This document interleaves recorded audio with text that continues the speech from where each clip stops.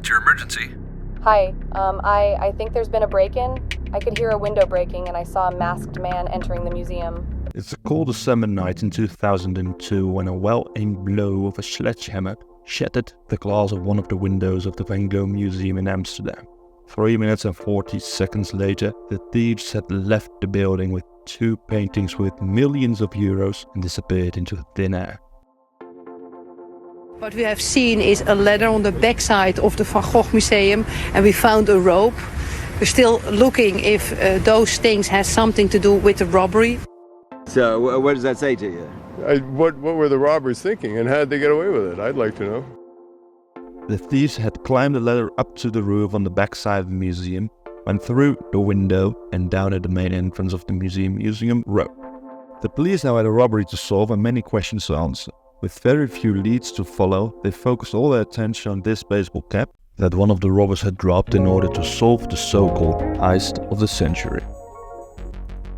After a thorough examination of the baseball cap, a DNA match was found, connecting it to a man with a long history of breaking the law and tied to various other crimes. His name?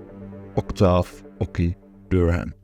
And we followed him, and we want to see what his behaviors were, and earned he lots of money, was he spending a lot of money or whatever. Both of the paintings were painted by Van Gogh. The first one is called The Departure of the Reformed Church in Nuenen, and the other one is called Seascape at Scheveningen. They have an estimated value of 4 million euros. So what happens now? Let's say you have highly recognizable pieces of art. What do you do with them once you've stolen them?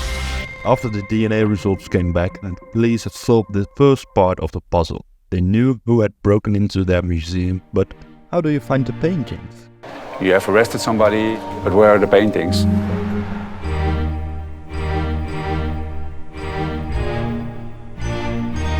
To find the paintings, one approach was to follow the money. Thanks to some well-placed wiretaps, the police found out that Oki received 50,000 euros, and that was just half of what they were expecting. This indicates that the paintings could have been sold to a third party. Just listen, I've got the money from Pinocchio. The police had gathered enough evidence to arrest Oki, and he got sentenced to 4 years in prison and had to pay 350,000 euros in compensation. He did not say a word about what happened to the paintings or who got the paintings at that moment. With no leads to follow, the investigation stalled. But then, suddenly, there was a new lead, 1,000 miles away.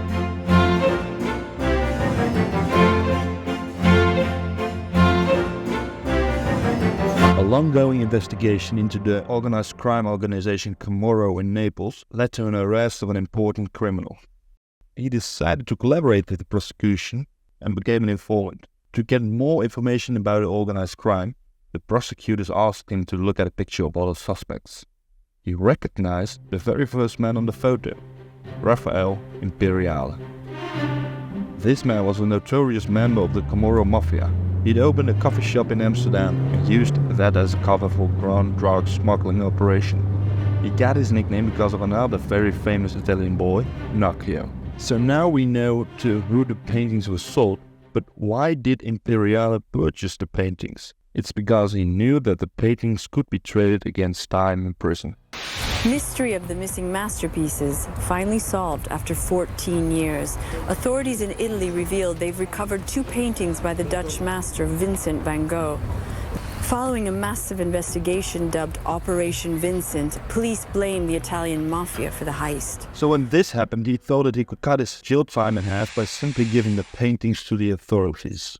But he did not give the prized possessions up that easily. He wanted to bargain, and he had his mouth shut about the whereabouts until the jail time was significantly shortened. The police, however, did not want to wait too long for him to give up the location of the pictures. They suspected them to be inside of Imperiale's private property. Armed with the warrant, the police searched the mansion, and right there in the kitchen, hidden underneath the floor, they found the 2 masterpieces of Vincent van Gogh.